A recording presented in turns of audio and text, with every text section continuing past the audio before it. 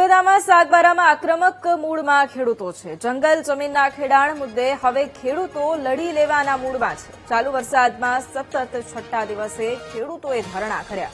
આદિવાસી સમાજ પોતાના હક માટે ધરણા કરી રહ્યું છે।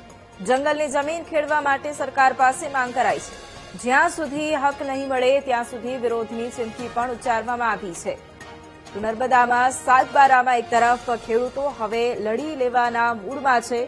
જંગલ જમીનના ખેડાણનો આ મુદ્દો છે કે છેલ્લા કેટલાય સમયથી ખેડૂતો હવે મેદાને આવ્યા છે। ચાલુ વરસાદમાં પણ સતત છઠ્ઠા દિવસોએ ખેડૂતોએ ધરણા કર્યા છે।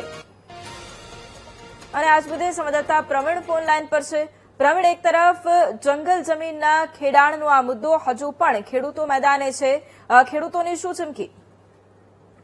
જી ચોક્કસથી વૈભવી, આજે 5મો દિવસ છે ધરણા પ્રદર્શનનો અને જંગલનો વિસ્તાર છે। ખેતરમાં જ લગભગ 100 થી વધુ જે ખેડૂતો છે તે રાત દિવસ ધરણા કરી રહ્યા છે। બીજી બાજુ ગત રાત્રિના પૂરો વરસાદ પડ્યો છે। વરસાદમાં પલળતા લોકો ત્યાં સૂઈ રહ્યા છે, ત્યારે લોકોને મોટી મુશ્કેલી પડી રહી છે અને જંગલ વિસ્તારમાં દીપડા પણ દેખાવાનો ભય રહે છે।